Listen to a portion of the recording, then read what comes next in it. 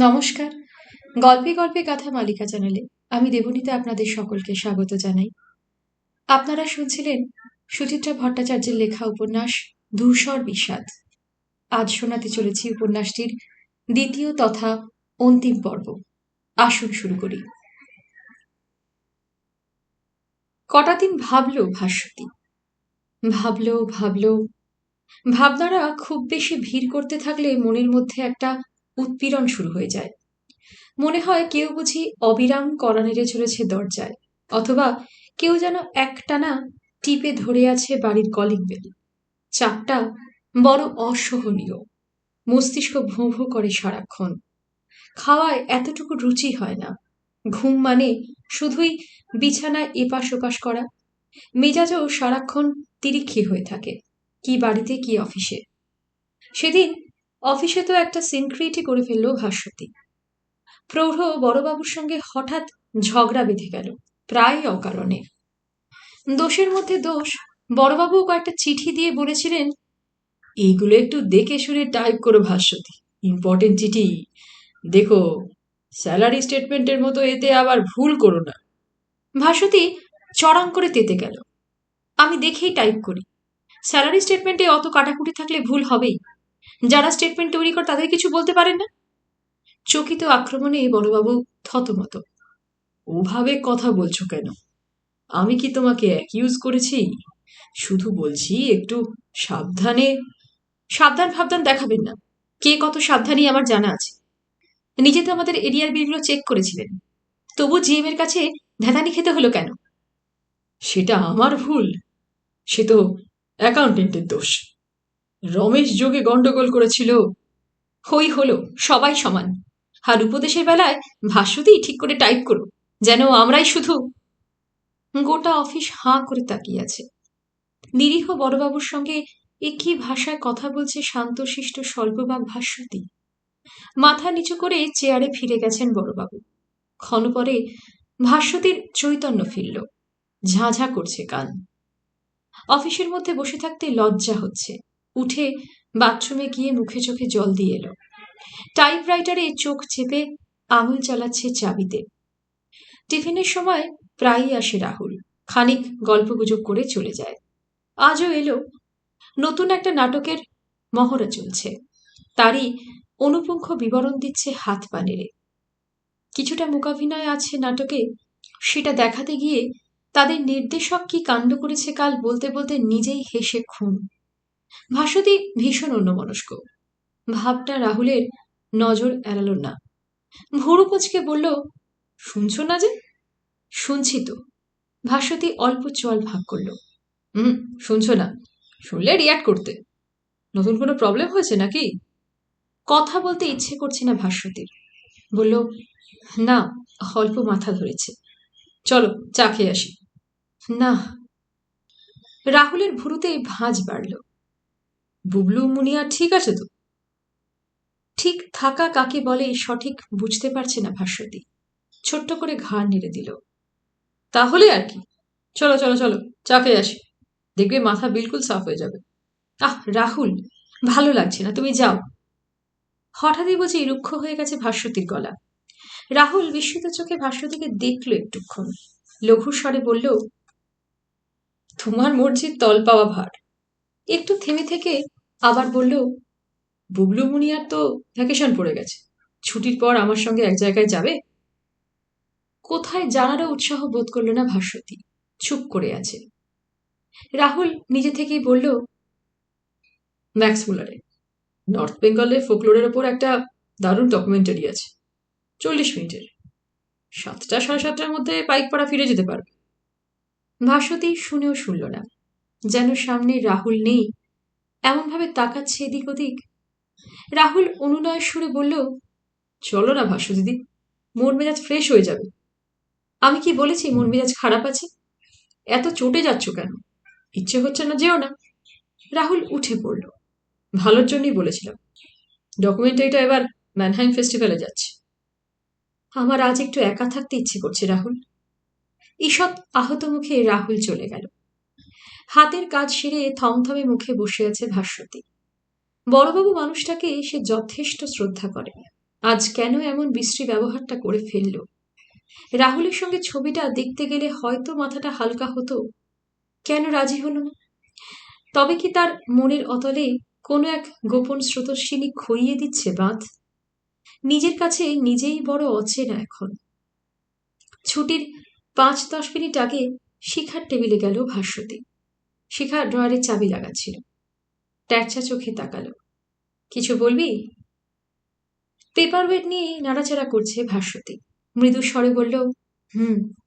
শিখা ষষ্ঠেন্দ্রিয় দিয়ে কিছু বোধহয় আন্দাজ করল।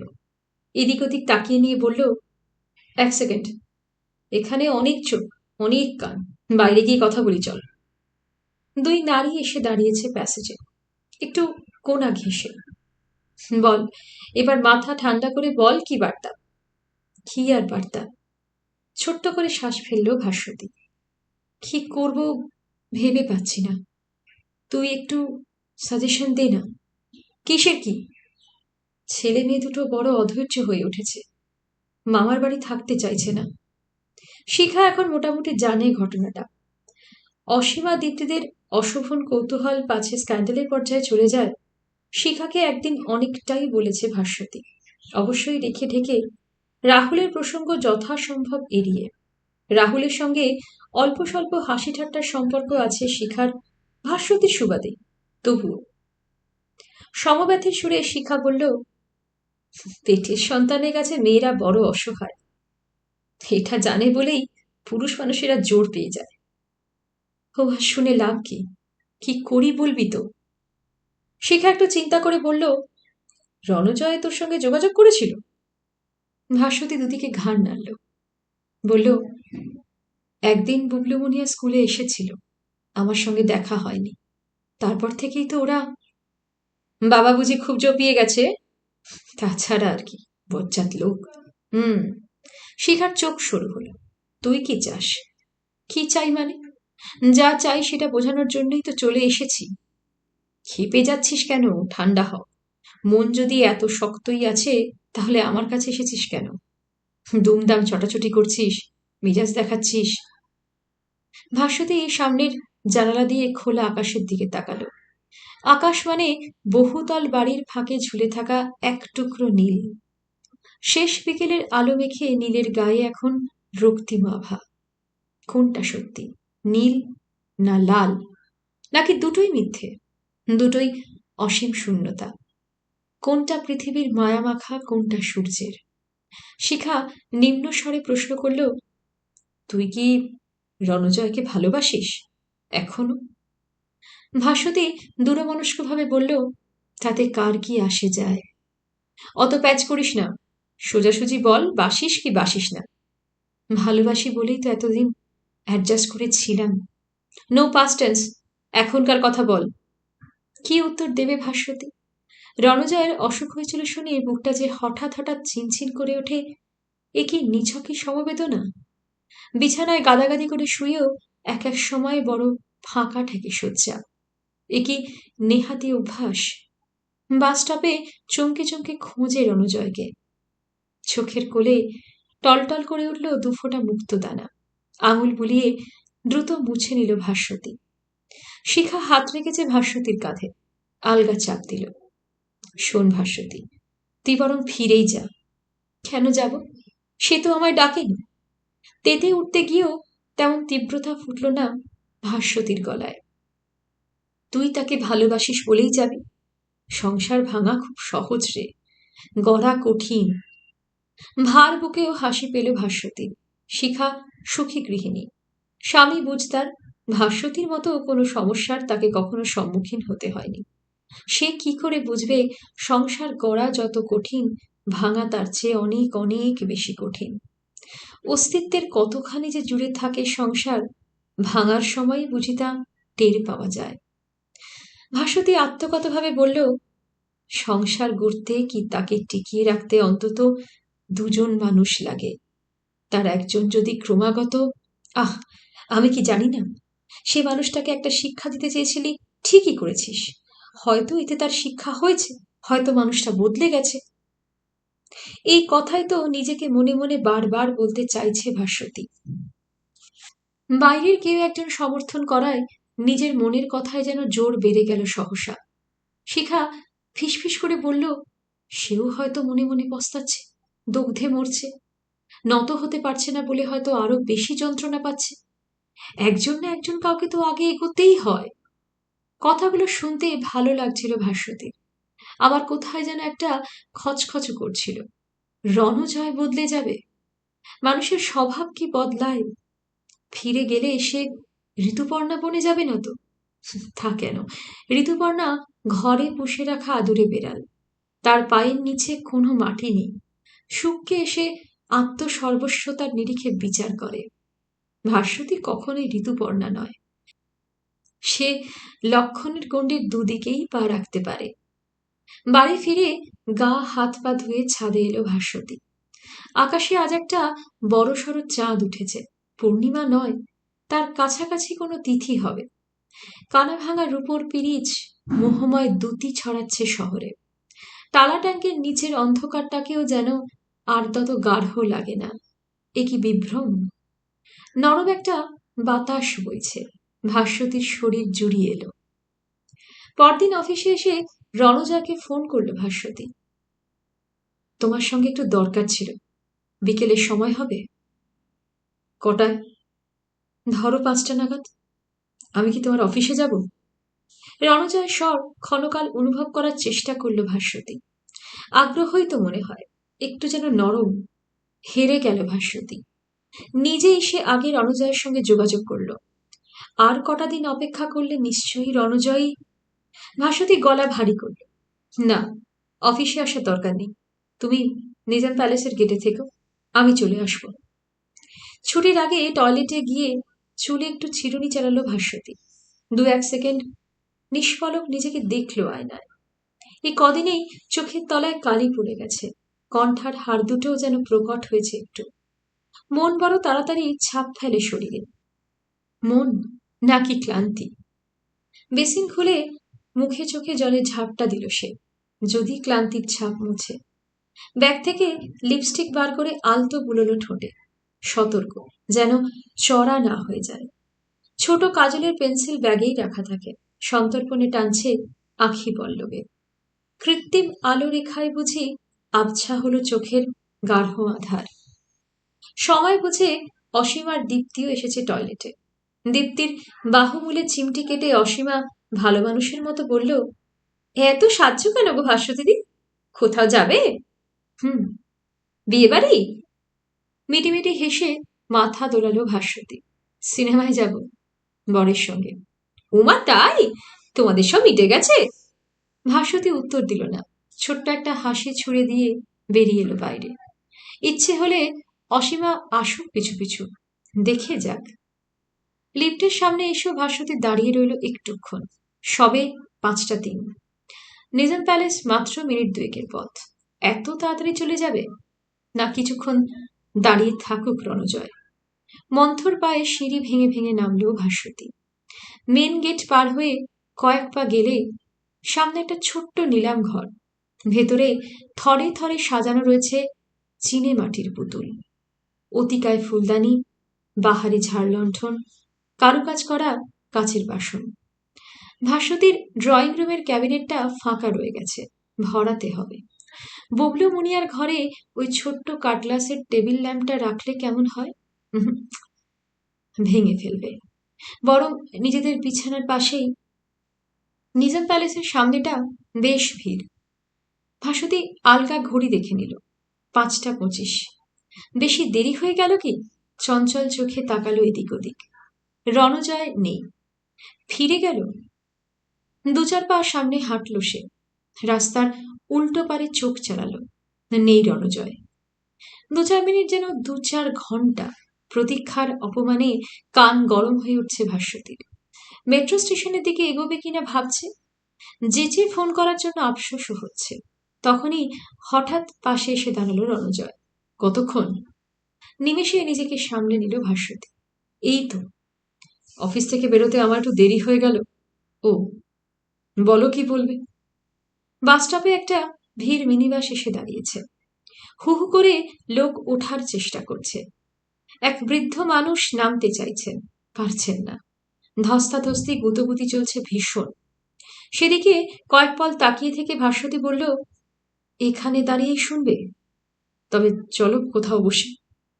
হাত 50 দূরে একটা ছোট রেস্টুরেন্ট, মেয়েরাই পরিবেশন করে। একটু বদনাম আছে জায়গাটার। অনেক আগে রণজয়ের সঙ্গে একাধবার ভাস্বতী ঢুকেছে রেস্টুরেন্টটায়। পরিবেশটা তার একদম পছন্দ নয়, খুবছি মতন। কেমন যেন অন্ধকার অন্ধকার। অনিচ্ছা সত্ত্বেও আজ ভাস্বতী কিছু বলল না। রণজয়ের পিছন পিছন এসে বসল কেবিনে, পর্দা টেনে দিয়ে। রণজয় হেলান দিয়ে বসেছে। খাবে কিছু? চা বল। শুধু চা কেন খাবে? অফিস থেকে বেরোলে। কেবিনের পর্দা সরিয়ে একটা খয়াটে মুখ মেয়ে উকি দিয়েছে।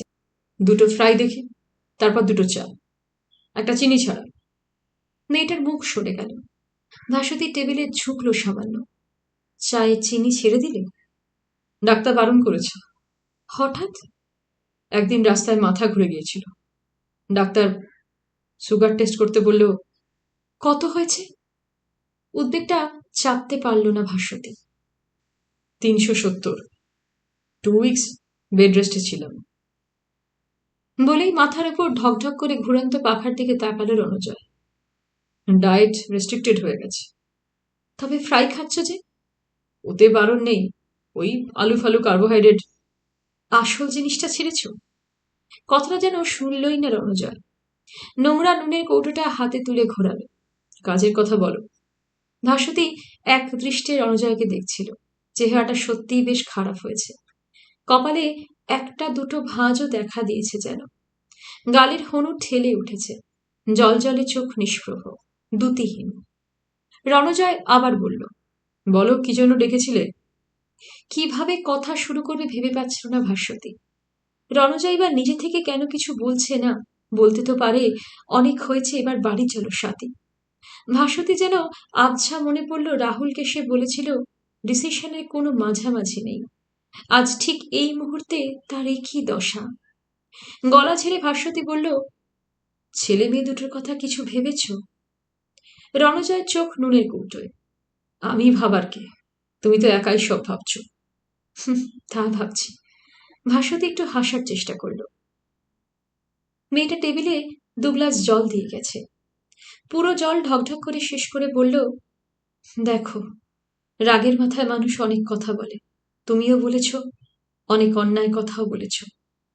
হ্যাঁ, তোমার গায়ে হাত তোলা আমার উচিত হয়নি। I am sorry. ভাস্বতী আবার একটু সময় নিয়ে বলল, ছেলে মেয়ে দুটো কষ্ট পাচ্ছে। ওদের মুখের দিকে তাকিয়ে। ও, তার মানে তুমি ছেলে মেয়ের কথা ভেবে আমার কাছে এসেছ? ভাস্বতীর কোমলতাকেই দুর্বলতা ভাবছে রণজয়। ভাস্বতী নীরব স্বরে বলল, কিছুটা তো বটেই। আমাদের সম্পর্ক তো শুধু এখন আমাদের দুজনের নয়, ওরাও আমাদের মধ্যে বিলং করে। অত যদি বোঝো, ওদের নিয়ে গেছো কোন আক্কেলে? রণজয়ের গলা সামান্য চড়েছে। কেন নিয়ে গেছিলাম মনে নেই? ভাস্বতীরও ধৈর্যচ্যুতি ঘটছে। আয়নায় তখন নিজের মুখটা দেখেছিলে? আমি দেখব কেন? তুমি একলাই দেখেছিলে। তোমার আয়না আছে, আমার নেই। তীক্ষ্ণ চোখে তাকাতে গিয়েও মাথা নামিয়ে নিল ভাস্বতী। ফিশ ফ্রাই এসে গেছে। মেয়েটি মাথা সরাতে গিয়েও থামল। ব্রেড দেব? দিতে বলেছি। রণজয় প্রায় খেকিয়ে উঠল। পর্দা আবার টান টান। ফিশ ফ্রাইতে চেপে চেপে ছুরি ঘষছে রণজয়। ফালা ফালা করছে টুকরোগুলোকে। একটা টুকরো কাঁটায় গেথেও মুখে তুলল না। চোখ টেরিয়ে জিজ্ঞাসা করল, তোমার রাহুল আজ অফিসে আসেনি? এসেছে নিশ্চয়ই, আমার সঙ্গে দেখা হয়নি। রাহুল ছাড়াও তুমি তাহলে একা একা ঘুরতে পারো? ভাস্বতীর শরীরে তাপ বাড়ছিল, মাথার পিছনটা দপদপ করছে। শোনো, একটা কথা বলছি, পরিষ্কার করে শুনে নাও। রণজয় কাঁটা চামচ নামিয়ে রাখল। I am sorry for the incident happen that night. তুমি ইচ্ছে করলে ফিরে আসতে পারো। I shall welcome you. তবে ফিরতে চাইলে শুধু ছেলেমেয়ের কথা ভেবে নয়, আমার কথা ভেবেই ফিরতে হবে। তার জন্য তুমি যদি আমাদের মধ্যে কিছু বোঝাপড়া চাও, আমি রাজি। আর সেরকম হলে আমাকেও কিছু ছাড়তে হবে। তোমাকেও ছাড়বো। আমি আর ড্রিঙ্কস ছোবো না। তোমাদের জন্য আরো বেশি সময় দেব। তোমাকেও সমস্ত রকম আজে বাজে সংসর্গ ত্যাগ করতে হবে। ইয়েস, তোমার রাহুলকেও। দুর্বল ক্রোধে, ক্ষোভে, ঘৃণায় ভাস্বতী অদ্ভুত রকম শীতল হয়ে গেল। তর্ক করারও প্রবৃত্তি হচ্ছে না। গলা বুঝে আসছে।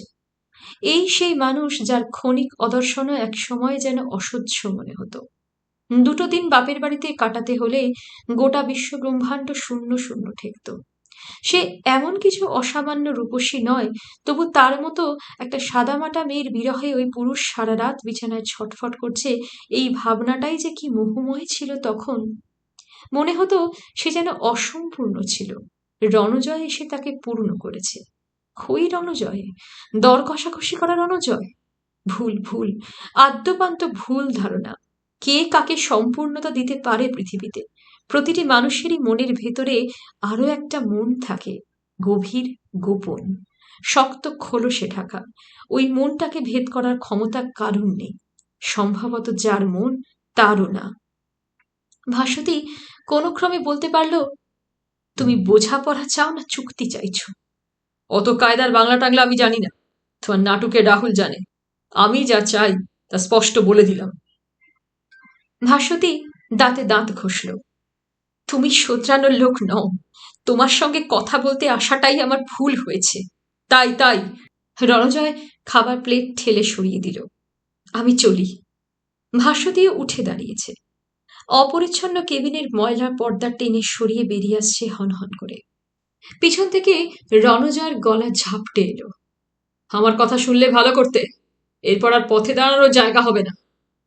ক্লিষ্ট ভাস্বতী মেট্রোয় ফিরছে। কামরা আলোয় আলোময়, লোকে টইটুম্বুর, কোলাহলে সরগরম।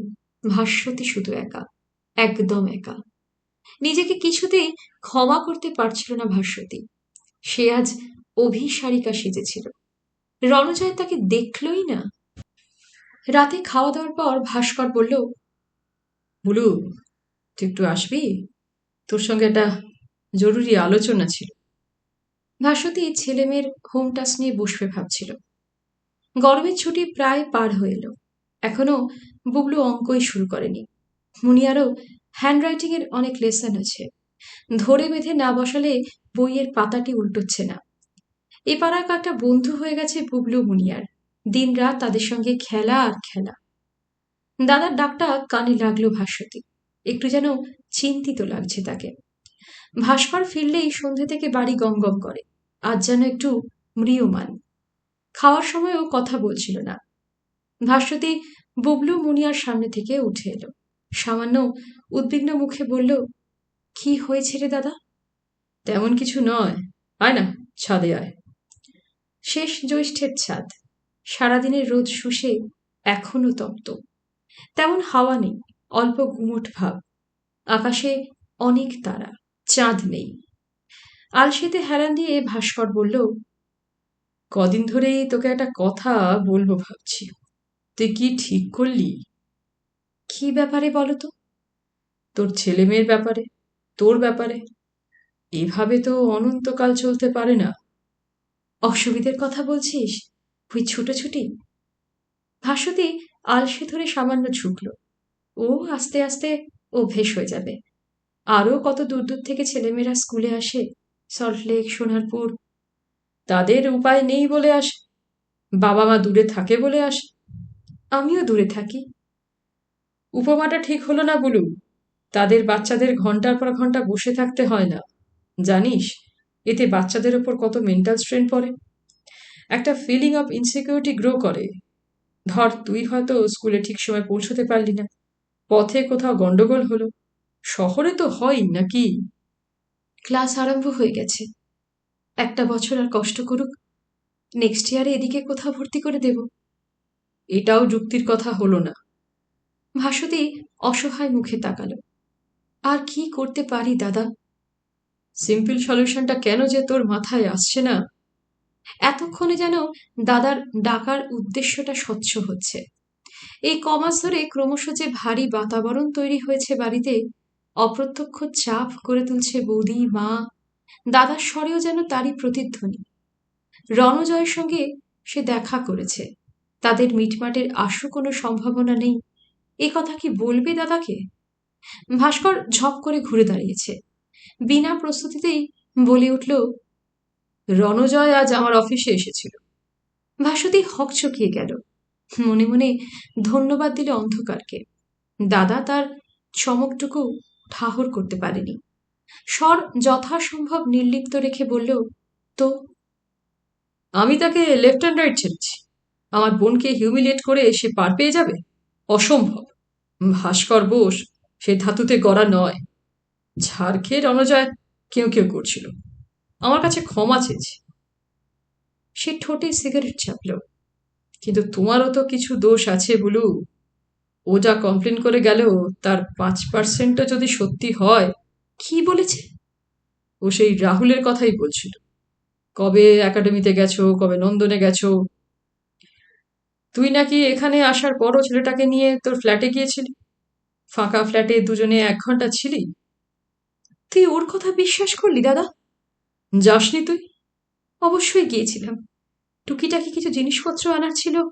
রাহুল আমাদের ফ্ল্যাটে ঢোকেও নি। তুই নিজে মুখে যা বলবি আমি তাই বিশ্বাস করব।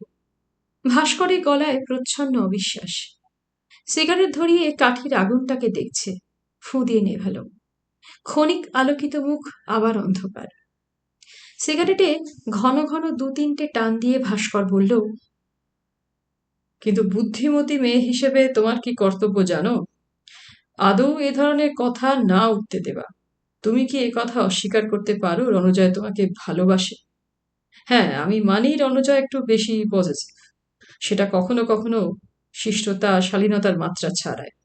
তবু তোমাদের মধ্যে একটা যখন সম্পর্ক রয়েইছে, এবং সেটা কম দিনের নয়, 11 বছরের। 11 বছর খুব কম সময় নয় বলুন। More than a decade.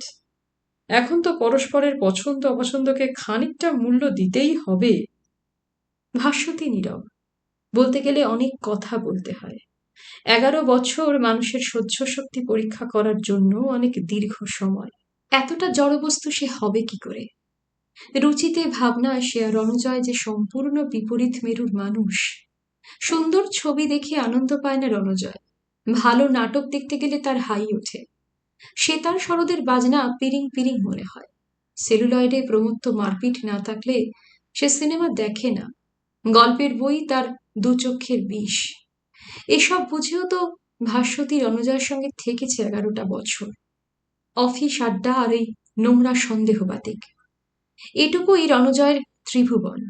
সংসার আর চাকরির ঘানিতে ঘুরতে ঘুরতে এক চিলতে নীল আকাশ দেখতে চাওয়াটা কি ভাস্বতীর এতই অপরাধ? সমাজনীতি কি তাই বলে? ভাস্বতী এসব কোনো কথাতেই গেল না। স্পষ্ট গলায় জিজ্ঞাসা করল, একটা সত্যি কথা বলতো দাদা, আমি এখানে থাকলে কি তোদের অসুবিধে হচ্ছে? একটু যেন অস্বস্তিতে পড়ল ভাস্কর। বুঝিবা নিজেরই আশ্বাসবাণী মনে পড়ে গেল। হালকা গলায় বলল, আমি কি সে কথা বলছি? তাছাড়া এটা তো তোরও বাড়ি। তুই এখানে থাকতে চাইলে আমার কি বলার আছে? ভাস্বতীর গলা ধরে এলো। তার বলতে ইচ্ছে করছিল, মেয়েদের কোথাও ঘর থাকে না রে দাদা। যা থাকে তা হলো আশ্রয়। বিয়ের আগেও পরেও। ছেড়ে যাওয়া আশ্রয়ে ফিরতে চাইলেই কি ফেরা যায়? কোথাও কোনো অধিকার ফলাতে গেলেই সংঘাত অনিবার্য। আজ যদি ভাস্বতী দাদাকে বলে, বাড়ির একতলাটা তো কোম্পানিকে ভাড়া দিয়ে রেখেছিস, ওদের নোটিশ দিয়ে উঠিয়ে দে। আমি একতলায় ছেলে মেয়ে নিয়ে শান্তিতে থাকি। দাদা কি ড্যাং ড্যাং করে নাচবে? বলবে না, কোন মুখে বাড়ির ভাগ চাইছিস বলু? মনে রাখিস তোর বিয়েতে 1.5 লাখ টাকা খরচ হয়েছিল। ভদ্রতা বশে না বললেও মনে মনে বলবে। ভাই বোনের সম্পর্কে সূক্ষ্ম চির ধরে যাবে একটা। ভাস্বতী খুব নিচু স্বরে বলল, আমাকে একটু ভাবতে দে দাদা। ভাবো না, টেক ইউর টাইম। তোরা তো আর জলে পড়ে নেই। মামার বাড়িতে থেকে কি বাচ্চারা মানুষ হয় না? অনেক হয়। আমার শুধু ভাবতে খারাপ লাগছে, তোকে হয়তো অনেক টিকা টিপ্পনি শুনতে হবে। বুঝিস তো, সবাই এসব ঘটনা সোজা চোখে দেখে না। বলতে বলতে গলা নামালো ভাস্কর। সিঁড়ির দিকেও এক ঝলক তাকিয়ে নিল। এই তো তোর বৌদি বলছিল, তার বাপের বাড়ির লোকেরা নানা রকম প্রশ্ন করছে। ফালতু কৌতূহল, কোনো অর্থ হয় না, তবু তোর বৌদির মনে লাগে। আমাকেও তো সেদিন পল্টুটা মরে ধরল তোর সম্পর্কে। যাকে ছাড়, লোকের মুখ আছে বলবে। তুই ভাব। তবে আমার মনে হয় রণজয়কে তুই আর একটা চান্স দিতেই পারিস। না হয় ওই ছেলেটার সঙ্গে মেশামেশি নাই করলে। তাহলে কি মিথ্যেটা সত্যি হয়ে যাবে না দাদা? কোনটা সত্যি কোনটা মিথ্যে কে তার হিসেব রাখে বুলু? মানে মানে আমি বলতে চাইছি, ভাস্কর আমতা আমতা করছে। রণজয়ের সন্দেহটা ভুল হতে পারে, কিন্তু ঘটনাটা তো সত্যি। আই মিন, রণজয়ের মনের কাঁটাটা তো সত্যি। তুই সেটাকে ইন্ডালজ করবি কেন? যে কোনো সেন্সেবল স্ত্রীর উচিত স্বামীর মনের কাঁটা উপড়ে ফেলা। উচিতটা শুধু স্ত্রীরই, স্বামীর কোনো দায় নেই। সে তার স্ত্রীকে বোঝার চেষ্টা করবে না? অবুঝ লোক তো থাকে বলু, তাদের নিয়েও তো মেয়েরা ঘর করে, ছাড়তে হয় একটু, জমি ছাড়তে হয়। সেও তো কিছু কিছু বদভ্যেস ছাড়বে বলেছে, ড্রিঙ্ক করবে না, সংসারের দিকে মন দেবে। ওগুলো তো বাইরের অভ্যেস রে দাদা, ওসব মেনে নেওয়া যায়, মানিয়ে নেওয়া যায়। হয়তো অনেক অসুবিধে হয়, রাগ হয়, ঝগড়াঝাটি হয়, তবু কিন্তু ভেতরে গেড়ে বসা অবিশ্বাসটা বিয়ের 11 বছর পরে এই যে কি অপমান তুই ফিল করতে পারবি না দাদা? স্বামী স্ত্রীর সম্পর্ক যে ভিতের ওপর দাঁড়িয়ে থাকে, সেটাই যদি নড়বড়ে হয়ে যায়। তুই বড় জেদি বলু। ভাস্করের স্বর তেতো হয়ে গেল। কেটে কেটে বলল, তুই নিজেই 1 ইঞ্চিও জমি ছাড়তে রাজি নোস, শুধু মুধু একটা থার্ড পার্টির জন্য। সে রাহুল ছেলেটাই বাকি, সে জানে তোদের সিচুয়েশন কি, তারপরও আমার ভালো লাগছে না বলু। ভাস্বতীরও আর শুনতে ভালো লাগছিল না। ধীর পায়ে নেমে এলো। বাবলু মুনিয়া মেঝেতেই ঘুমিয়ে পড়েছে, মা খাটে চোখ বুজে শুয়ে। বৌদির ঘরে টিভি চলছে, মা ছেলে কোনো সিরিয়াল দেখছে বোধহয়। ছেলেকে টেনে তুলতে চেষ্টা করলো ভাস্বতী, উঠছে না। আলো নিভিয়ে নিজেই শুয়ে পড়ল মাটিতে, ছেলে মেয়ের মাঝখানে। এক হাতে বুবলুকে ছুঁয়ে আছে, অন্য হাতে মুনিয়াকে। বন্ধ চোখে হিমানির ডাক শুনতে পেল ভাস্বতী। ওখানে শুলি কেন বুলু? ওপরে আয়। না, এখানেই ভালো আছি। ভাস্বতী হাই তুলল। তোমার শরীর খারাপ, তুমি ঘুমো। হিমানি একটুক্ষণ চুপ, আবার গলা বাজছে। দাদার সঙ্গে কি কথা হলো? কিছু না, এমনি কথা। নীলু কি জামাইয়ের কাছে গিয়েছিল? না। ভাস্বতী আধা সত্যি বলে মাকে এড়ালো। দাদা যায়নি। যদি রাগ না করিস তো একটা কথা বলি। জামাইকে একবার ডাকবি এ বাড়িতে? তোকে থাকতে হবে না, আমি তার সঙ্গে একটু বুঝিয়ে দেখতাম। নিজেই ডেকে পাঠিও, দাদার কাছে ফোন নাম্বার আছে। এই দেখো, তুই রাগ করলি। মেয়ে মানুষ হওয়ার বড় জ্বালা রে বুলু। যতই খারাপ লাগুক, গায়ে একটা তকমা লাগিয়ে রাখতেই হয়। এ সংসারে একা মেয়ে মানুষের বেঁচে থাকা বড় কঠিন। বর না থাকলেও কঠিন, বর থাকলে আরো বেশি কঠিন। সে তুই রোজগেরে মেয়েই হোস কি ছাই আমাদের মতো। এখন ওই সমাজটা বড় বেয়াক্কেলে রে। ভাস্বতী জবাব দিল না। হিমানির গলা আবার কাঁপছে। শুনছিস বুলু, তোর জন্য আমার বড় চিন্তা হয়। ছেলেরা যত অপরাধী করুক, লোকে তা চিরকাল মনে রাখে না। যেটুকু মনে রাখে তা হলো মেয়েটা বরের ঘর করতে পারল না। আরো মুশকিল কি জানিস? স্বামী ছাড়লেই মেয়েরা একদম বেওয়ারিশ, শেয়ালে কুকুরে ছেঁকে ধরে। হিমানির স্বরে ঘর আরো অন্ধকার হয়ে যাচ্ছে। গাঢ় তমসা লক্ষ্যমুখ বর্ষা হয়ে বিঁধছিল ভাস্বতীর দু চোখের পাতায়। কাঁদতে চাইছিল ভাস্বতী, চোখ শুকনো খড়খড়ে মরুভূমির মতো। বর্ষা এলো, চলেও গেল। এবার তেমন বৃষ্টি হলো না। আকাশ মাঝে মাঝেই ঘন ঘোর সাজে সেজে ওঠে, কিন্তু 1-2 ঘন্টা টিপটিপ করে কোথায় যেন চলে যায় বাদুলে মেঘেরা। কলকাতা শহরে এবার একদিনও জল জমল না, ভাবা যায়? বুবলু মুনিয়ার ফার্স্ট টার্ম পরীক্ষা হয়ে গেছে। রণজয় এখন মাঝে মাঝেই তাদের স্কুলে আসে। মুখ তার সর্বদাই বিরস। ভাস্বতীর সঙ্গে নিতান্ত দায় না পড়লে কথা বলে না, যেটুকুও বলে কাটা কাটা, প্রাণহীন।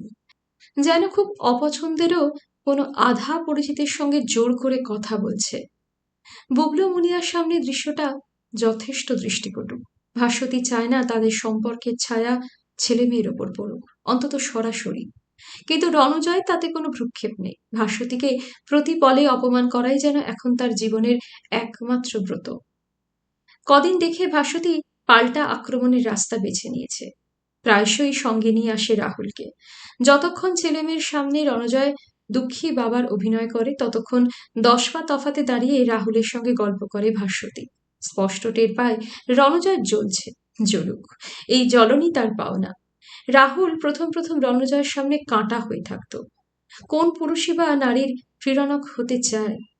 হোক না সে তার ছোট ভাইয়ের মতো। ক্রমে তারও বুঝি সয়ে গেল অনেকটা। বুঝিবা এক পুরুষ ঈর্ষার আগুনে পুড়ছে, এ দেখে অন্য পুরুষের অহং তৃপ্ত হয়। হোক না সে ছোট ভাইয়ের মতো।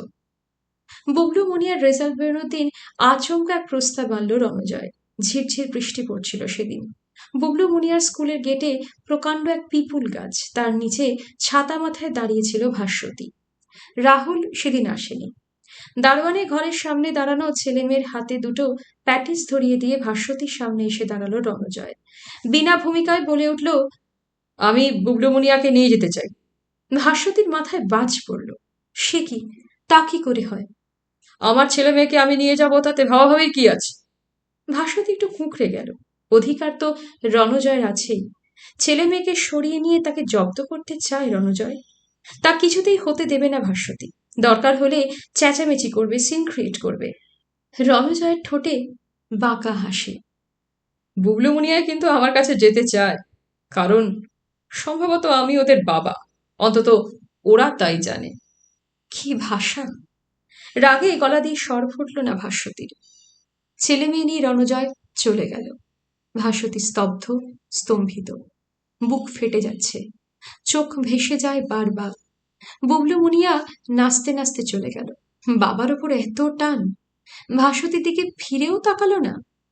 সারাটা রাত ভাস্বতী দু চোখের পাতা এক করতে পারল না। বাড়িতে কারোর একটুও কষ্ট হলো না ভাস্বতীর জন্য। দাদার না, বৌদির না, মা যে মা তারও নয়। ভাস্বতীর বিধ্বস্ত রূপ দেখেও সবাই খোয়াবে মুশকুল। বরফ নাকি এবার গলছে। মাথা মুড়িয়ে ভাস্বতীকে তবে ফিরতেই হবে ওই একগুঁয়ে বেতামিজ লোকটার কাছে। হেরে গেল ভাস্বতী। পরদিন অফিসে এসেও কাজে মন বসাতে পারছিল না। বাধাগতের চিঠি, তাই টাইপ করতেই ভুল হচ্ছে বারবার।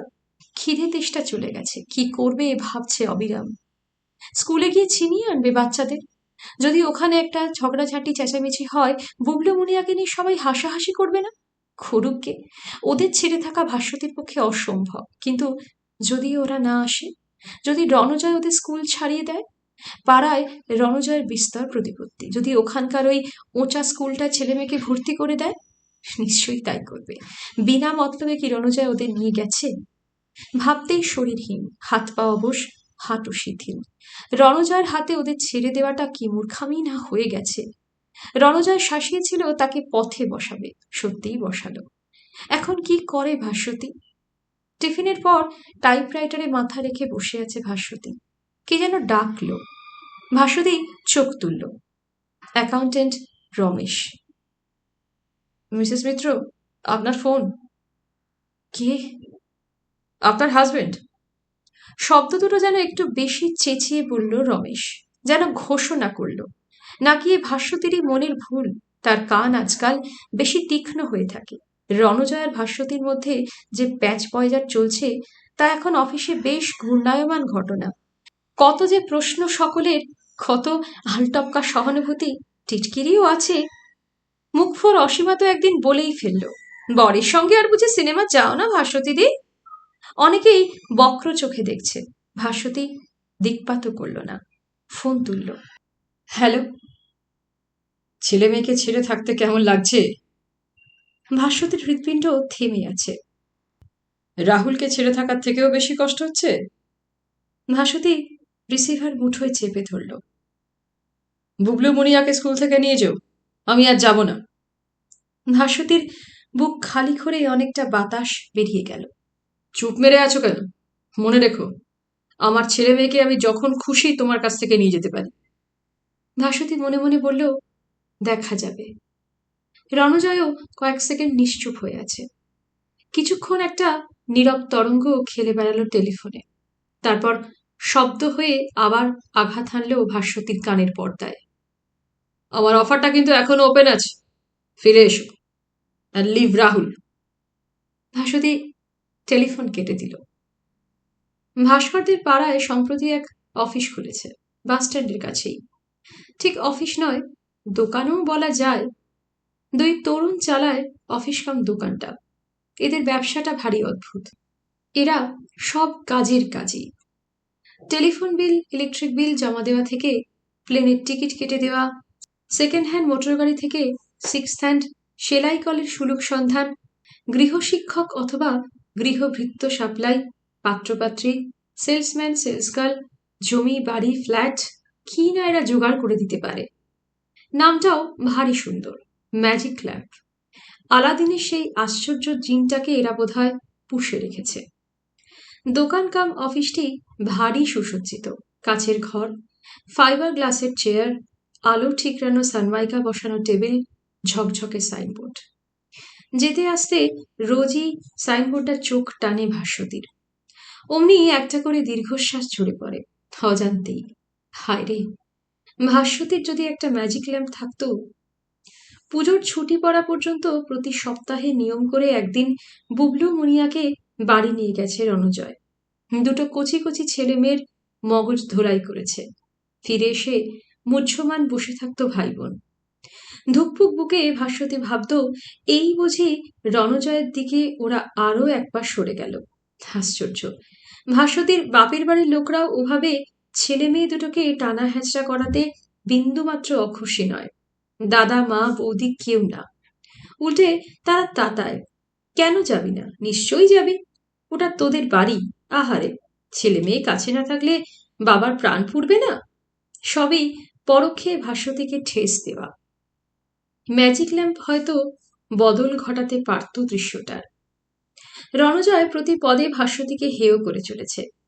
মহালয়ার পরদিন বুবলু মুনিয়ার স্কুলে ইয়া বড় এক প্যাকেট নিয়ে এলো রণজয়। কি না ছেলেমেয়ের পুজোর জামা কাপড় খুলে খুলে দেখাচ্ছে। বুবলু, এই জিনিসটা পছন্দ হয়? 350 পড়লো। মুনিয়া, ফ্রকটায় হাত বুলিয়ে দেখ, কি নরম না, ইটালিয়ান সিল্ক। 550। ইসি মার্কেটের জিনিস তো, ওখানে আবার লেস কস্টলি কিছু পাওয়া যায় না। কাকে শোনাচ্ছিল রণজয়? ছেলে মেয়েকে না ছেলে মেয়ের মাকে? খুশিতে চকচক করছে বুবলু মুনিয়ার চোখ। বাবার কিনা জামা কাপড়ই তাদের বেশি প্রিয়। ফিরেই দিদাকে দেখাচ্ছে, মামা মামিকে দেখাচ্ছে, আর তারা গলে গলে পড়ছে। অথচ বোনাসের সর্বস্ব ঢেলে ছেলেমেয়ের জন্য পুজোর সওদা করেছিল ভাস্বতী।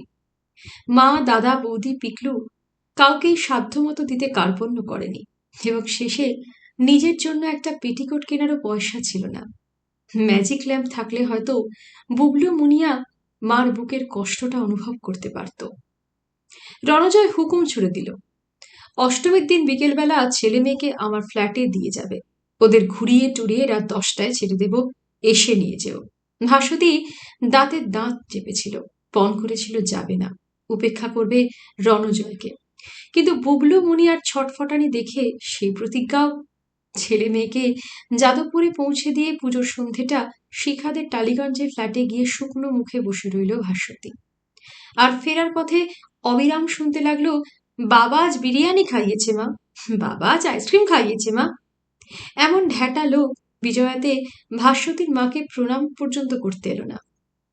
অবশ্য মা দাদার তাতেও আত্মসম্মানে লাগে না, জামাইয়ের তরফদারি করেই চলেছে। মা তো মুখের ওপর বলে দিল, মেয়ে যা ব্যবহারটা করছে জামাই আসে কোন মুখে। ঘট ঘট ঘাড় নাড়ল দাদা। ঠিক ঠিক, বুলুটা আমাদের বড় বেশি জেদি, ওর কপালে এখনো অনেক দুঃখ আছে। নিজস্ব ম্যাজিক ল্যাম্প থাকলে এসব কথা কি সহ্য করতে হতো ভাস্বতীকে? জিনটা কি ভাস্বতীর হয়ে ওদের দুকথা শুনিয়ে দিত না? রণজয়ের ওপর প্রতিশোধ নিতে ছেড়ে দিত? ভাবলেই আর একটা দীর্ঘশ্বাস পড়ে ভাস্বতীর। ম্যাজিক ল্যাম্প তার কিছুই উপকার করতে পারে না। সুখ স্বাচ্ছন্দ্যের উপকরণই যোগাতে পারে ম্যাজিক ল্যাম্প। মানুষে মানুষের সম্পর্ক, হৃদয়, অনুভূতি এসব তার এখতিয়ারে পড়ে না। ওই ঝকঝকে সাইনবোর্ড ঝোলানো ম্যাজিক ল্যাম্প তার কোনো কাজে লাগবে না। তবু একদিন ওই ম্যাজিক ল্যাম্পের অফিসে ঢুকতে হলো ভাস্বতীকে। বাড়ি ফেরার পথে সন্ধেবেলা। বুবলু মুনিয়ার স্কুল খুলতে তখন সপ্তাহখানেক বাকি। বুবলুর জন্যই তার আশা। ফার্স্ট টার্মে বুবলু অঙ্কে ভালো করেনি, খুব সহজ সহজ অঙ্ক ভুল করেছে পরীক্ষায়। সেকেন্ড টার্ম এসে গেল, দাদা তো বুবলুর প্রোগ্রেস রিপোর্ট দেখেও খুব একটা রাগ কাড়ল না। বুবলুকে নিয়ে সে যে ভাবিত হতে রাজি নয় এ তো স্পষ্টই বোঝা যায়।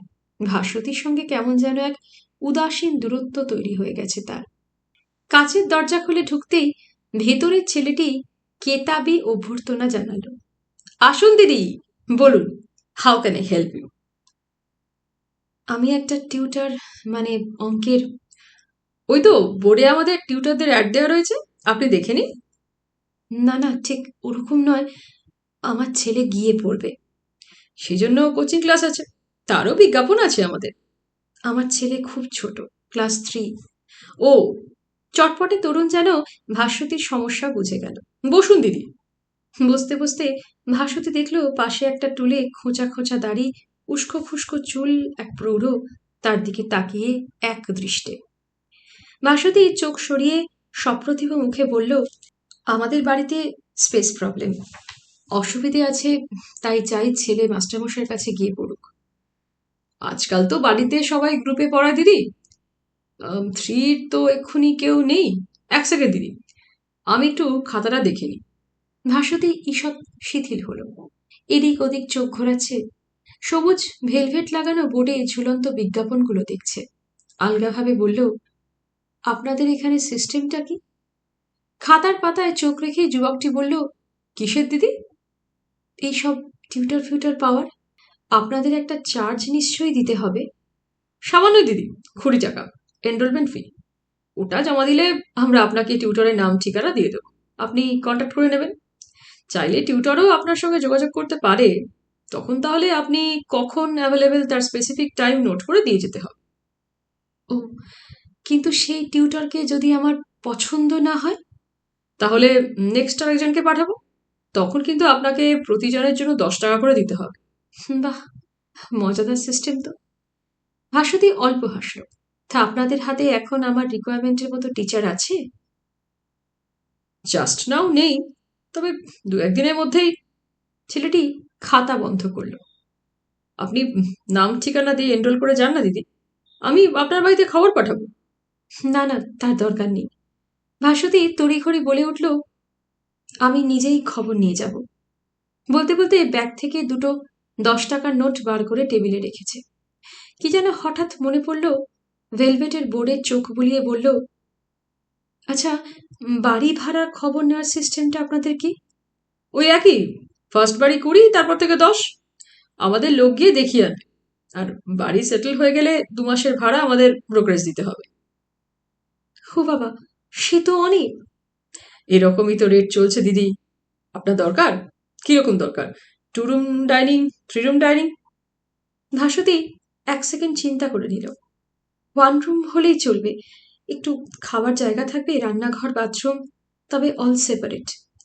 তাও আছে, টাকা দিয়ে নাম লিখিয়ে যান। ভাস্বতী ঘাড় নাড়ল, না আজ থাক, এমনি জিজ্ঞেস করছিলাম। তাহলে টিউটরের ব্যাপারটা পরশুদিন এসে খোঁজ নিয়ে যাব। আমার নভেম্বর থেকে পেলেই ভালো হয়। দেখছি দিদি, যত তাড়াতাড়ি পারি। যুবকটি রসিদ কেটে হাতে ধরিয়ে দিল। উঠে পড়ল ভাস্বতী। রাস্তায় বেরিয়ে মন্থর পায়ে হাঁটছিল। ছেলে মেয়ে দুটো কি করছে সারাদিন কে জানে। গোটা ছুটি তো হুড়ুদ্দুম করে কাটালো। মুনিয়াও 2 দাদার পিছন পিছন ঘুরে ভারী চঞ্চল হয়েছে আজকাল। কাল লাফিয়ে লাফিয়ে সিঁড়ি ভাঙতে গিয়ে হাঁটু ছড়ে গিয়েছিল। দিদি শুনছেন? ঘুরে তাকালো ভাস্বতী। ম্যাজিক ল্যাম্পে বসে থাকা বুড়ো মতো লোকটা। আমায় কিছু বলছেন? হ্যাঁ দিদি, আপনি কি সত্যি বাড়ি খুঁজছেন? কেন? না, বলছিলেন তো ওখানে। আমার হাতে একটা বাড়ি আছে, দেখানোর জন্য পয়সা লাগবে না, দালালি 1 মাসের। আপনি যা চাইছেন তেমনটিই আছে। নিখুঁত 1 রুম অল সেপারেট ফ্ল্যাট, ভাড়াও কম, বলছে 1200। আমি ওটা 1000 করিয়ে দেব। ভাস্বতী ভুরু কোঁচকাল। আপনি ম্যাজিক ল্যাম্পের কর্মচারী নন? ধুস, ওদের বাড়ির খবর এনে দিই, আর ও বেটারা কমিশন খায়। মাঝখান থেকে আমাদের বিজনেস দালালির মাত্র 4 আনা দেয়। যাবেন দিদি, কাছে এই সিমলাই পাড়া লেনে। ভাস্বতী কথাগুলোকে নিয়ে মাথায় নাড়াচাড়া করলো একটু। হাজার খানেকের মধ্যে ঘর পেয়ে গেলে মন্দ হয় না। দাদা বৌদির বিরক্তি থেকে মুক্তি পাওয়া যায়। সংসার চালাতে কষ্ট হবে, তবু অনেক স্বস্তি থাকবে মনে। মুখে হয়তো দাদা না না এর কি দরকার ছিল বলবে, কিন্তু মনে মনে কি খুশি হবে না? তাছাড়া দেখলেই তো আর সত্যি এক্ষুনি নিতে হচ্ছে না। ঘড়ি দেখল ভাস্বতী। চলুন। 2 নম্বর বাস টার্মিনাসের উল্টো দিকে রাস্তা। মোড়টা ভিড় হয়ে থাকে সর্বক্ষণ। কাটিয়ে কাটিয়ে এগোচ্ছে লোকটা। কথার কামাই নেই। আপনাদের কজনের ফ্যামিলি দিদি? 3 জন। আপনারা স্বামী স্ত্রী আর ছেলে? ভাস্বতী সামান্য বিরক্ত হলো। তা জেনে আপনার কি দরকার? তা নয়, বাড়িওয়ালা ছোট ফ্যামিলি আনতে বলেছিল কিনা? 3 জনের ফ্যামিলি ছোট নয়? ছোটই তো, এর চেয়ে কম কি হয়? বাড়িওয়ালাদের সব কিছুতেই বাড়াবাড়ি দিদি। ছোট ফ্যামিলি হবে, 2 বছর পর বাড়ি ছেড়ে দেবে। তবে এই বাড়িওয়ালার একটা দিক ভালো, সেলামি অ্যাডভান্স নেবে না, শুধু 6 মাসের সিকিউরিটি ডিপোজিট। তার মানে অফিস থেকে একটা পিএফ লোন তুলতে হবে। মাসে মাসে অতিরিক্ত কাটবেই। নতুন সংসার করতে গেলেও খরচা আছে। খাট, বিছানা, আলমারি, চেয়ার, টেবিল, হাঁড়ি, কড়া, খুন্তি। সহসা ভাস্বতীর মন ব্যথায় ছেয়ে গেল। ভবানীপুর থেকে আলাদা হয়ে আসার পর সংসারটাকে একটু একটু করে সাজিয়েছিল। নিজের পছন্দও বটে, অনেকটা নিজের পয়সাতেও বটে। রণজয় সব ভেঙে দিল। অভিমান করে সব রণজয়ের হাতে তুলে দেওয়া কি মূর্খামি হবে? দুজনেই যখন গড়েছে, দুজনেরই সমান সমান ভাগ থাকা উচিত। বুবলু, মুনিয়ার খাট, বিছানা, আলমারি অন্তত রণজয় দিয়ে দিক। দেবে কি? ডান দিকে একটা সরু মতন গলিতে শুরুত করে ঢুকে পড়েছে লোকটা। একটা পুরনো দোতলা বাড়ির দরজায় দাঁড়ালো। জোর জোর কড়া নাড়ছে। এক স্থূলকায় টাকমাথা ভদ্রলোক দরজা খুলেছে। থ্যাতলানো বাতাবি লেবুর মতো মুখ। দালাল লোকটা হাত কচলালো। ইনি ঘর দেখতে এসেছেন স্যার? লোকটা দরজা আগলে দাঁড়িয়ে আছে, নড়ছে না। অপাঙ্গে জড়িয়ে পড়ল ভাস্বতীকে। আপনি দেখবেন? হুম। ভাস্বতী মৃদু মাথা দোলালো। কে কে থাকবেন? আমি, আমার এক ছেলে, এক মেয়ে। লোকটার চোখ দুটো একবার দালালের দিক থেকে ঘুরে এলো। আপনার স্বামী থাকবেন না? না। বাইরে চাকরি করেন বুঝি? লোকটার প্রশ্ন করার ভঙ্গি ভালো লাগছিল না ভাস্বতীর। বিরস মুখে বলল, আপনি তো আমাকে বাড়ি ভাড়া দেবেন, স্বামী কোথায় জেনে লাভ কি? আমি সেন্ট্রাল গভর্নমেন্টের চাকরি করি, মানে একটা গভর্নমেন্ট আন্ডারটেকিং এ। স্বাধীন মহিলা? কেন, স্বাধীন মহিলাকে আপনারা বাড়ি ভাড়া দেন না? লোকটা উত্তর দেওয়ারই প্রয়োজন মনে করল না।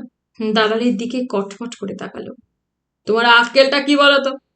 কোনো খবর না নিয়ে ভদ্রলোকের বাড়িতে উল্টো পাল্টা যাকে তাকে নিয়ে চলে আসছো। আমি ছোট ফ্যামিলি বলেছি, তা বলে এরকম একলা মেয়ে ছেলের কথা বলি? যত সব। মুখের ওপর দরজা বন্ধ করে দিল লোকটা। কয়েক মুহূর্তের জন্য ভাস্বতী নিথর, কান মাথা জ্বলে উঠল অপমানে। ছেলে মেয়ে নিয়ে থাকবে ভাস্বতী, তবু সে একলা মেয়ে ছেলে। লোকটা কি বিশ্রী একটা ইঙ্গিত করলো। দালালটা কি যেন বলতে যাচ্ছিল। হনহন করে হাঁটা শুরু করেছে ভাস্বতী। লোকটা প্রায় দৌড়ে এসে ধরল। দিদি শুনুন, ঘোষবাবুর কথায় কিছু মনে করবেন না। আমি আপনাকে ভালো বাড়ি দেখে দেব। আপনার হাজবেন্ড সঙ্গে থাকবেন না বলার দরকার কি? বলবেন বাইরে চাকরি করে, মাঝে মাঝে আসবে। ও দিদি শুনুন না। ভাস্বতী তীব্র দৃষ্টিতে লোকটার দিকে তাকালো। গতি বাড়িয়েছে হাঁটার। হঠাৎই কদিন ধরে ভাস্বতীর অফিস জুড়ে খুব শোরগোল। ভুবনেশ্বরে ভাস্বতীদের নতুন ডিভিশন খুলছে। এখান থেকে নাকি অনেককেই ধরে ধরে বদলি করা হবে, তাই নিয়ে উত্তেজনা। কার কার কপাল পড়ছে তা নিয়ে গবেষণা চলছে জোর। শিখা এসে বলে গেল, মেয়েদের কোনো চিন্তা নেই। খোদ জিএম নাকি বলেছেন, মেয়েরা না চাইলে কলকাতা থেকে তাদের অন্তত পাঠানো হবে না কোথাও। ছেলেরা এই নিয়ে টিকা টিপ্পনি কাটলো অনেক। শিখার সংবাদটায় ভাস্বতী খুব খুশি হতে পারল না। বাইরে চলে যেতে পারলে বেশ হতো। নিজের মতো করে ছেলে মেয়ে নিয়ে থাকা যেত। রণজার উৎপাত আর সহ্য করতে হতো না। রণজয় কি ভাববে ভাস্বতী ভয় পেয়ে পালালো। এমন সব ৭-৫ চিন্তার মাঝে রাহুল এসেছে অফিসে। মুখটা যেন একটু শুকনো শুকনো, গম্ভীর। ভাস্বতী হেসে বলল, কি ব্যাপার, তোমার দেখা নেই কেন? সেই মাসের ১লা তারিখে একদিন মুখ দেখিয়ে চলে গেলে। অসুখ টসুখ করেছিল নাকি? না, এমনি। রাহুলকে তেমন সপ্রতিভও দেখালো না। তবে নাটক? না, তাও না। তুমি একটু নিচে আসবে? কেন? এসো না, কথা আছে। রাহুলের স্বর যেন কেমন অন্যরকম, চোখও ঠিক স্বাভাবিক নয়, একটু অন্যমনস্ক। ভাস্বতীর সামান্য খটকা লাগলো। ব্যাগ কাঁধে নেমে এলো রাহুলের পিছু পিছু। একতলা ক্যান্টিনে এসে খানিকটা স্বচ্ছন্দ হয়েছে রাহুল। কথা বলছে এতাল বেতাল। নাটকের মহলা বন্ধ এখন। অন্য একটা গ্রুপ বড় রোল করার জন্য তাকে ডাকছে। কোন বন্ধুর এক্সিবিশনে 4টে স্কাল্পচার বিক্রি হলো, এইসব। এই কথা বলতে ডেকেছে রাহুল? মনে হয় না। কথা বলছে রাহুল, তবু যেন উন্মানো বারবার। বিস্বাদ চায়ে চুমুক দিয়ে ভাস্বতী বলল, হাজে বাজে কথা ছাড়ো, কাজের কথা বলো। বলছি, তারা কিসের? রাহুল ধীরে সুস্থে একটা সিগারেট ধরালো। তোমাদের অফিসে তো কেউ 2:30-এর আগে টিফিন সেরে ঢোকে না। ভাস্বতী অপ্রসন্ন মুখে চারদিকে তাকালো। একটা বিশ্রী ভনভনে শব্দ ঘুরছে ঘরটায়। ভালো লাগছে না একটু। মাথায় এত চিন্তা। পরশু দাদা কি তুচ্ছ বিষয় নিয়ে বাড়ি তুলকালাম করলো। বাজার এনে রান্নাঘরে রেখেছিল দাদা। ঘটনাচক্রে ভাস্বতীও তখন রান্নাঘরে। বুবলু মনিয়ার টিফিন তৈরি করছে। হতভাগা এক বেড়াল এসে 2 টুকরো মাছ মুখে করে নিয়ে চলে গেল। দাদা রেগে কান। ভাস্বতীকে সরাসরি কিছু না বলে বৌদির ওপর চোটপাট করলো খুব। জানোই তো, বুলু নিজের আর নিজের ছেলে মেয়ে ছাড়া দুনিয়ার কিছু চেনে না। তুমি একটু নজর রাখতে পারো না? বউকে মেরে বোনকে শেখানো। ভাস্বতী তাও ঠান্ডা মাথায় বলেছিল, আমার ছেলে মেয়ে তো মাছ খেতে চায় না, ওদের আজ না হয় নাই দিলে। শুনে দাদা রণমূর্তি। তুই আমাকে ইনসাল্ট করছিস বলু? এরপর বলবি তুই আমাকে ইনসাল্ট করছিস বলু? এরপর বলবি 2 পিস মাছের দাম দিয়ে দিচ্ছি। কি কথার কি অর্থ? তাও যদি সত্যি মুফতে থাকতো ভাস্বতী। মাস গেলে 1000টি করে টাকা দেয়। লাগবে না করে হাত পেতে নিয়ে নেয় দাদা। মাছ নিয়ে কুরুক্ষেত্রটা যে বাহানা, তা কি ভাস্বতী বোঝে না? রাহুল গাঁজারের মতো টান দিল সিগারেট। আমি একটা কথা ভাবছিলাম ভাস্বতীদি, যদি আমাকে ভুল না বোঝো তো বলতে পারি? কেন, কি এমন কথা?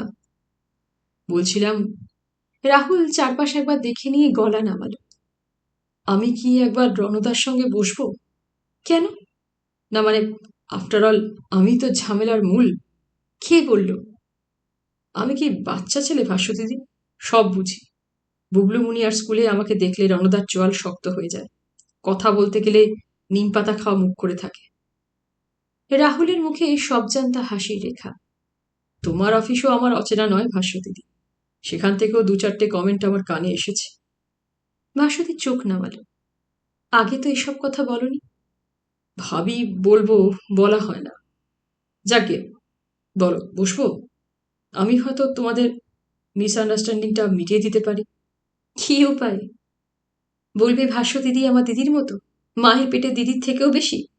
বিশ্বাস করুন, আমাদের মধ্যে কোনো গুপ্ত সম্পর্ক নেই। নিজের দিদি বিদেশে চলে গেছে বলেই।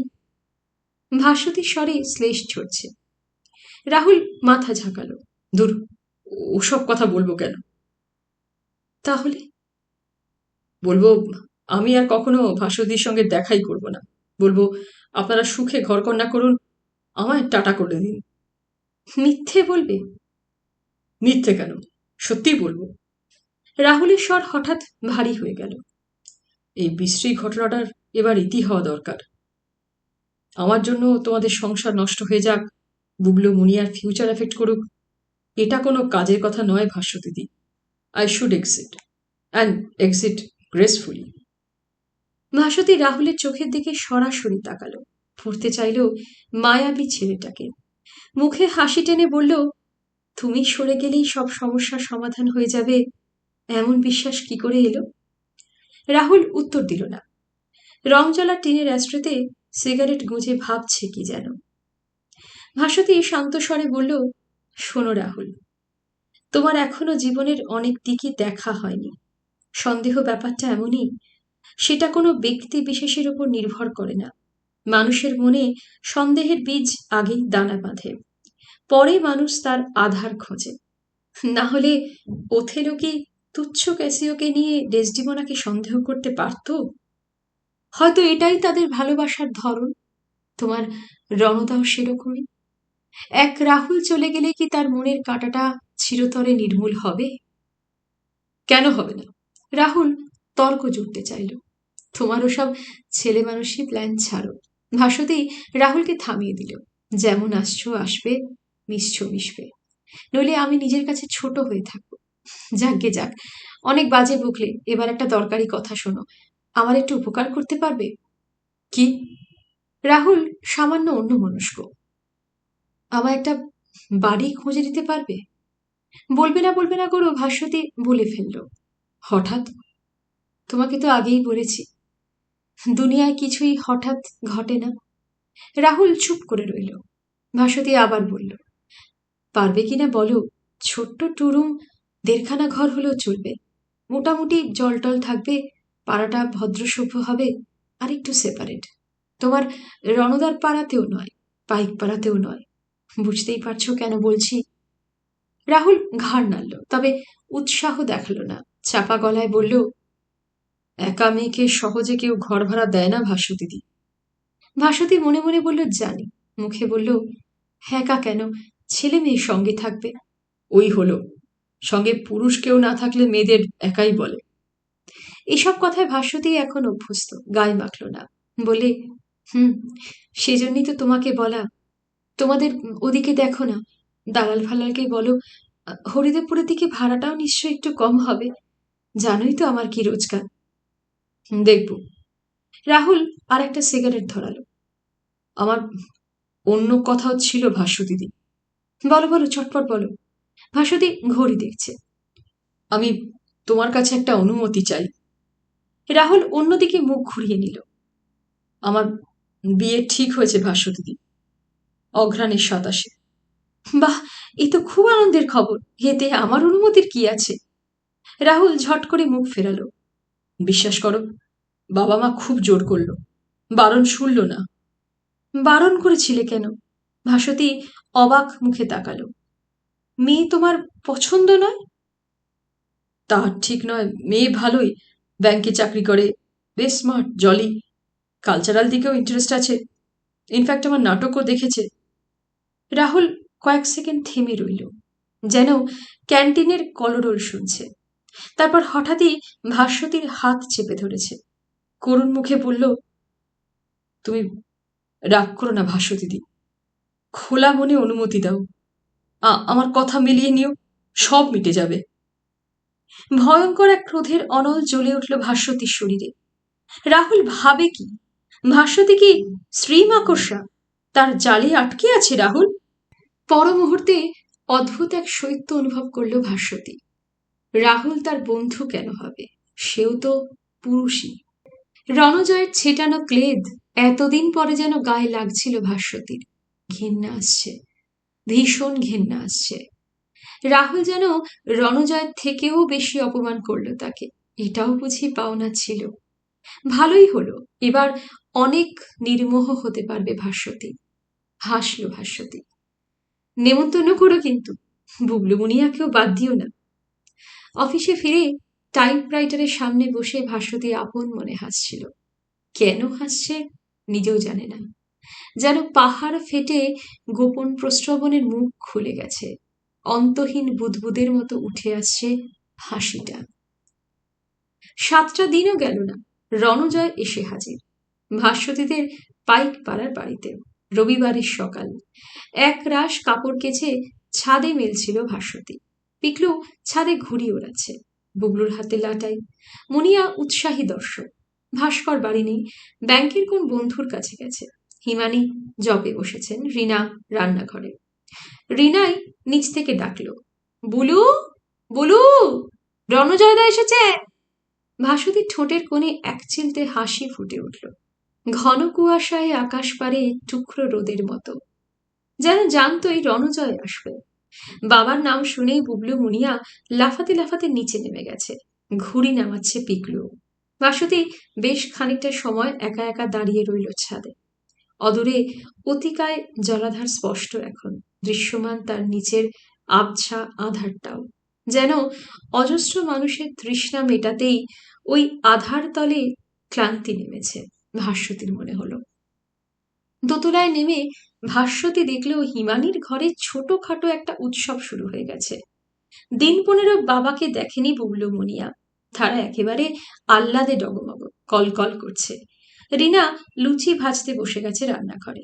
হিমানির জপশিকে তার শরীর নিয়ে সুবোধ বালকের মতো প্রশ্ন করছে রণজয়।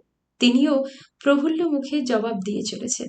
গোটা দৃশ্যটাই আনন্দের এক নিসর্গ চিত্র। ভাস্বতীকে দেখে সামান্য আড়ষ্ট হল রণজয়। হিমানির মায়ের চোখ ধরেছেন ঠিক, বললেন, এই বলু, জামাইকে নিয়ে পিকলুর ঘরে বস না। হাসিটা ভাস্বতীর মুখে ধরাই আছে। বলল, কেন মা, ও তো এ ঘরে বসেইছে। আহ বলু, মানুষটা কতদিন পর এলো, এই হাটের মাঝে কি স্বামী স্ত্রীর কথা হয়? তাও তো বটে। ভাস্বতী ঘাড় দোলালো, ডাকলো রণজয়কে, এসো। রিনা এর মধ্যে পিকলুর ঘর ফিটফাট করে দিয়েছে। বই খাতা গুছানো, নিভাত চাদর, দরজায় পর্দা টান টান। পিকলুকে মিষ্টি কিনতে পাঠিয়েছিল। ছেলে ফিরতেই ঝকঝকে প্লেটে লুচি তরকারি সন্দেশ সাজিয়ে দিয়ে গেছে। পিকলুর চেয়ার টেবিলে খাচ্ছে রণজয়। দরজা ভেজিয়ে ভাস্বতী খাটে বসল। বলল, মিষ্টিগুলো খাবে? তোমার না সুগার? রণজয় শশব্যস্ত হয়ে মিষ্টির প্লেট সরিয়ে দিল। আর চোখে দেখল ভাস্বতীকে। আমি তোমাদের নিয়ে যেতে এসেছি সাথী। হঠাৎ বলতে গিয়েও ভাস্বতীর কথাটা জিভে পুড়ে নিল। হে দুনিয়ায় তো কিছুই হঠাৎ হয় না, সবেরই জমি লাগে, কার্য কারণ থাকে। তাহলে রাহুল? ভাস্বতী অল্প মাথা নাড়ল। হুম। রণজয় সন্তর্পণে লুচি ছিনল। আই এম সরি সাথী, আমার অন্যায় হয়ে গেছে, আমায় ক্ষমা করে দাও। ভাস্বতীর মুখে হাসিটা ফিরে এলো। হুম। রণজয় যেন খানিকটা জোর পেয়ে গেল। গলা খাঁকারে দিয়ে বলল, আমার যে কি মতিভ্রম হয়েছিল, আমি কিনা শেষে ওই বাচ্চা ছেলেটাকে নিয়ে তোমার সন্দেহ করেছিলাম। সামান্য একটা কারণে তুমি কত কষ্ট পেলে, ছেলে মেয়ে দুটো সাফার করলো, আর আমি তো। রাহুল আমার চোখ ফুটিয়ে দিয়েছে সাথী। বুঝলাম, খেয়ে নাও, লুচি ঠান্ডা হয়ে যাচ্ছে। হ্যাঁ, খাই। ঝটফট একটা গোটা লুচি তরকারি সমেত মুখে চালান করলো রণজয়। শেষ করে একটু জল খেল। তুমি রাহুলের বিয়েতে যাচ্ছ তো? ভাবছি। ভাবাভাবির কিছু নেই, আমরা সবাই যাব। কি প্রেজেন্ট দেওয়া যায় বলো তো? দামি একটা কিছু তো দিতেই হয়, যেন রাহুলের মনে কোনো ক্ষোভ না থাকে। ভাস্বতী বলল না কিছু, শুধু শুনছে, দেখছে রণজয়কে। রণজয়ের মুখে চোখে বিন্দুমাত্র গ্লানি নেই। এই মুহূর্তে রণজয় যেন খুশির পদ্মবিনী। রণজয় প্রসন্ন মুখে আরো দুখানা লুচি খেল। তরকারির কাঁচা লঙ্কা পড়েছে পাতে, কুচকুচ করে খাচ্ছে। একসময় ঘরের নীরবতা টের পেল, খাওয়া থামিয়ে বলল, তুমি আমাকে শাস্তিটা দিয়ে ভালো করেছো সাথী। আমি একদম অন্য মানুষ হয়ে গেছি। এবার থেকে আমরা একেবারে নতুন ভাবে জীবন শুরু করব। 11 বছরে যত তিক্ততা তোমার মনে জমা হয়েছে, সব আমি মুছে দেব, সব। মদ্য ছাড়ছি। কিন্তু অংশু বলছিল তা নাকি হয় না। ভাস্বতী কথা শেষ করতে দিল না রণজয়কে। অকস্মাৎ প্রগল্প হয়ে উঠেছে। অংশু বলে, যে স্বামী স্ত্রীর সম্পর্ক অন্য কোনো এক তৃতীয় ব্যক্তির উপস্থিতি বা অনুপস্থিতির উপর নির্ভর করে, সে সম্পর্ক নাকি কিছুতেই জোর করে টিকিয়ে রাখা যায় না। রণজয়ের হাত প্লেট থেকে সরে গেল, চোখ স্থির। কে অংশু? ওহ, তোমার সঙ্গে তো তার পরিচয় নেই। মনে মনে এক অংশুকে বানানোর খেলায় মেতে উঠল ভাস্বতী। আমার কলেজের বন্ধু। মাসখানেক আগে হঠাৎ একদিন ক্যামক স্ট্রিটে দেখা, আমাদের অফিসের সামনেই। দিল্লিতে ছিল কম্পিউটার কোম্পানিতে, রিসেন্টলি কলকাতায় বদলি হয়ে এসেছে। তাকে বুঝি তোমার সব কথা বলেছ? বলতে চাইনি, অংশুই খুঁচিয়ে খুঁচিয়ে জেনে নিল।